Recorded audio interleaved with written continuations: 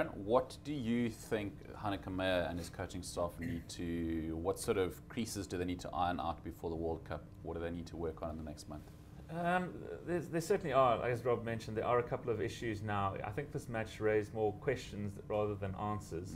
You know, we've got the number 10 battle now between Lambie and Pollard. You know, I've been calling for Lambie for a while now to be given a chance. And he was, and I think he took his opportunity with both hands. I think he put in a fantastic performance, kicked really, really well. You know, for me, he would be our number one starting fly-off at the World Cup, and I think he should be. You know, the fact that we're playing Japan in the opening game, you know, I could play fly-off, and I think we'd beat Japan. Not so sure. Well, maybe not.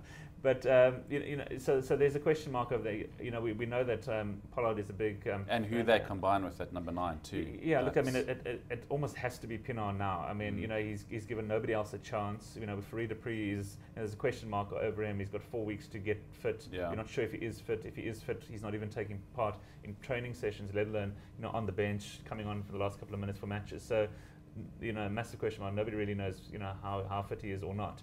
But, you know, if you're going to go with players who've actually played some rugby, and Pienaar's obviously done really well in the Northern Hemisphere before, you know, it looks like it should be a Rowan Pienaar, Pat Lambie combination at 9 and 10.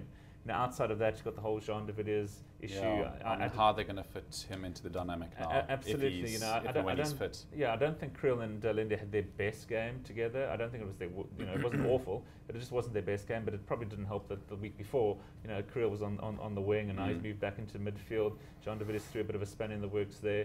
So, you know, whether he comes back, whether he's on the Rugby World Cup tour as sort of like a non-playing captain, remains to be seen. I didn't think Kirshner played that badly, but, you know, we've got Villiers Leroux, so what happens there, as Rob mentioned, Mvowu did, I thought, really, really well, ran really hard, scored a good, did he score a try? It was amazing try. Yes, he did try. Yeah. You know, and Abana looks like he cemented his position, so that's, you know, very briefly the back line. You know, the front row did really well.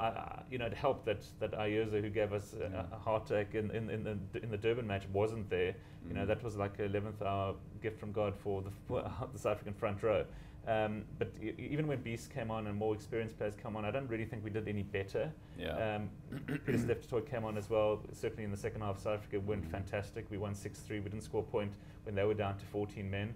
It was a pretty forgettable second half, and we heard a little bit worried when I hear Hanneke Meyer saying that's how you need to grind out victories. I mean, there was certainly no grinding out of a 14-point victory, and we're never going to lose that game. Argentina seemed to be having a bit of a hangover from the Durban match. You know, I'm pretty sure Australia beat Argentina by more points in Argentina. I don't think New Zealand, Australia, England, France, Ireland, you know, were like shocked by that South African performance.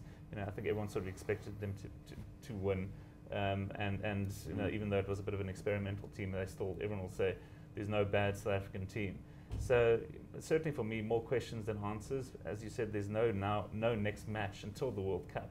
So he's going to have to do some off-field thinking with his selectors, and, you know, come up with a starting 50. And again, because Japan is our first game, any combination should beat them. But the next game, I think, is against Samoa, and that's going to be the first big game, if you like, then followed by Scotland, who should be the biggest game in our pool.